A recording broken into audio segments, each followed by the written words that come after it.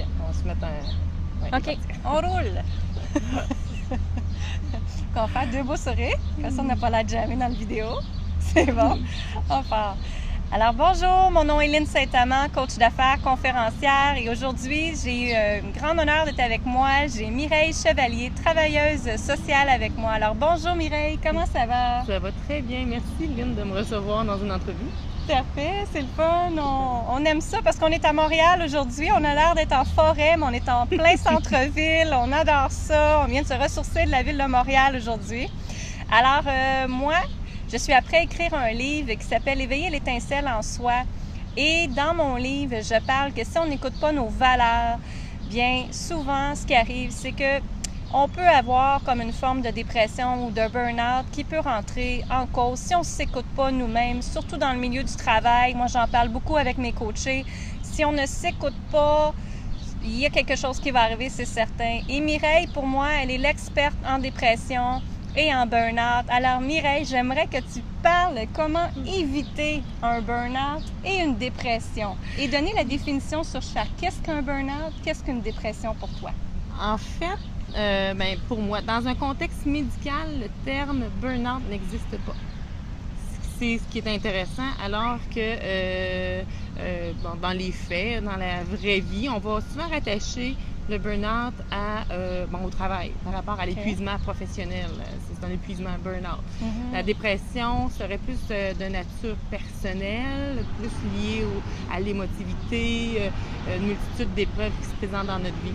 Ce qui est aussi intéressant à observer, c'est que maintenant, on tente de conceptualiser le burn-out.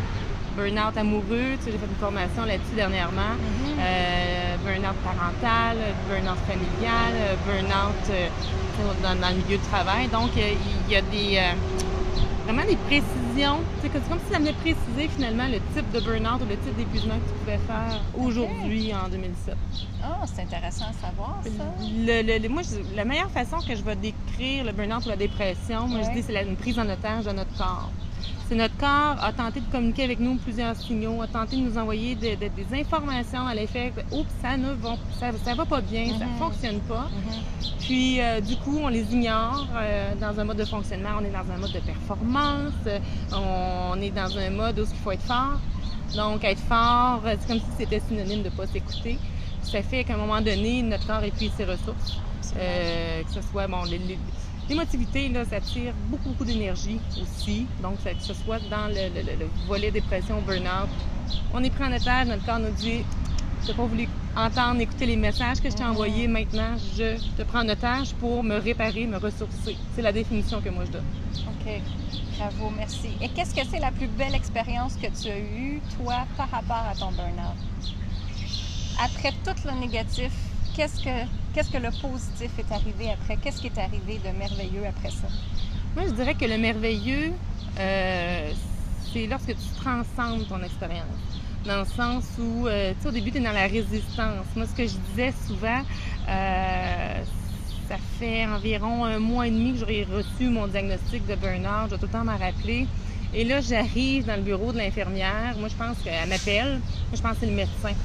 Elle a une face de fille sympathique. J'ai envie de jaser avec elle. Puis là, je dis, écoute, ça fait 1 mois et demi que je prends soin de moi, que je dors, que tu sais. Là, je me déverse. Là, je prends la place un peu, puis j'échange avec elle. Puis là, j'ai dit, écoute, là, comment ça fonctionne pas? J'ai signé un contrat avec la dépression, mais c'est un contrat de combien de temps qu'il va falloir que je dorme des 15-16 heures par jour? Parce que là, tu te sens incapable de bien des choses, t'es confronté à ton estime en prend un coup, tu es incapable de rien faire. Puis elle me dit, tu sais, Mireille, elle dit à un moment donné, elle dit, il va falloir que tu comprennes que ce qui t'a rendu là, c'est d'avoir vécu trop de pression. J'acceptais pas, elle dit, t'acceptes pas le diagnostic, c'est vrai, j'acceptais pas. Donc, tu sais, dans la phase, l'acceptation, il y a comme une forme de soulagement. C'est ça, directement là, tu fais comme, OK, c'est à force d'avoir vécu trop de pression que je me suis ramassée en dépression ou en burn-out. Puis après ça, tu fais comme, ce que je donne comme exemple avec les clients que j'accompagne, puis il y a beaucoup d'hommes, contrairement à ce qu'on pense, c'est comme si on défrichait, je vais parler en québécois, là. C'est comme si on défrichait une trail dans le bois, là. Il y a de la forêt avec nous autres. Puis, tu sais, ça demande beaucoup d'énergie, beaucoup d'efforts. On va couper les branches, les broussailles, puis tout ça. Ce qu'il ne faut pas oublier, c'est de mettre des flags je parle vraiment. Des petits rappels qui te disent « Oh, je suis rendue à telle étape » parce qu'on ne sait pas ce qu'il y a au bout du chemin. La dépression, c'est comme si on avait tout défriché, ce chemin-là, en avant de nous, puis finalement, devant nous, c'est un fossé. Ça nous demande un peu plus de temps à récupérer nos énergies et sortir de là. La principale menace, c'est de ne pas reconnaître ces signaux-là. C'est ce qui va nous garantir de se replonger dans un état de dépression, de burn-out. Mais la plus belle des choses, c'est lorsqu'on reconnaît ces signaux-là, qu'on tombe dans la pleine conscience de « Oh, ça me dit quelque chose, ce signal-là. Je devrais m'écouter, apprendre à s'écouter, apprendre à s'observer, mieux connaître un peu le fonctionnement de cette machine-là que j'appelle. Puis, je te dirais, ça, c'est la plus belle des choses. Donc, du moment que tu es à l'écoute de tout ça, du coup, ça devient plus facile d'établir tes limites, respecter tes limites. Absolument. Qu'est-ce qui se passe quand on respecte nos limites? Bon, on est en cohérence avec qui on est. On parlait de valeurs tantôt. Donc, on est en cohérence. Regarde, c'est correct. On se sent plus coupable de dire non. Parce qu'on sait exactement l'issue de tout ça si on se respecte pas. Fait qu'on est comme bien. Regarde, c'est correct. C'est pas par rapport à toi, c'est parce que si je me respecte pas, ben. Et c'est tout l'apprentissage en arrière de ça, je dirais, qui est fabuleux. Oui. Tout ça pour dire ça. Absolument, absolument, c'est ça. Et c'est vraiment de s'écouter. Puis vous savez, en tant que femme, mon Dieu, qu'on a de la misère à s'écouter et à se laisser aller et prendre du temps pour nous. Et vous pouvez, les femmes, prendre du temps pour vous, absolument. Ne pensez pas qu'il ne faut pas en prendre, il faut que vous en preniez. Et meilleur que vous êtes avec vous-même, meilleur que vous allez être pour votre enfant, pour vos conjoints, pour votre famille, puis vous allez être plus réceptive aussi, moins stressé, vous allez avoir plus d'équilibre. Puis surtout, apprenez à respirer, à méditer. Moi, je dis toujours à mes clients, c'est tellement important. Et suivez votre intuition à 100%. Et j'ai une autre petite question pour toi, Mireille, qui est un peu par rapport à mon livre. Qu'est-ce qui te fait vibrer, toi, dans la vie? Ah, c'est une bonne question. En fait, moi, je m'émerveille au contact de l'autre. Je dirais, à chaque jour dans mon travail, j'accompagne, on en parlait un peu en dehors de la caméra tantôt, là, 90% de mes dossiers présentement, hommes et femmes, c'est des sujets qui sont liés à la dépression, le stress, l'épuisement. Ce qui me fait vibrer, c'est de savoir que d'une quelconque façon, juste en permettant d'être ce qui est là, tu permets à quelque chose de s'éveiller, c'est de témoigner à chaque jour de petits miracles. Ça, je dirais que ça, je suis vraiment, mon Dieu, je t'ai émue, je suis vraiment privilégiée de pouvoir témoigner de ça. Ce qui me fait vibrer, c'est ma passion, puis ça a pris du temps avant que je donne un sens, c'est l'être humain dans son ensemble.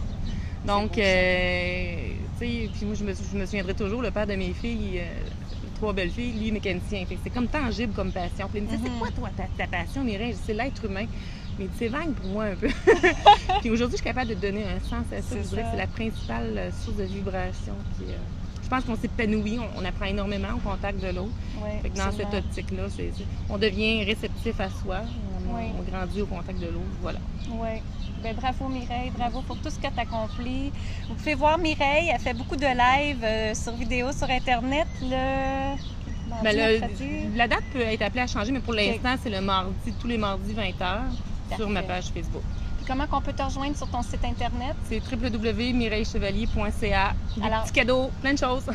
Elle donne des beaux cadeaux, Bonnie. Allez voir sa page. Elle a vraiment des beaux vidéos pour vous aider.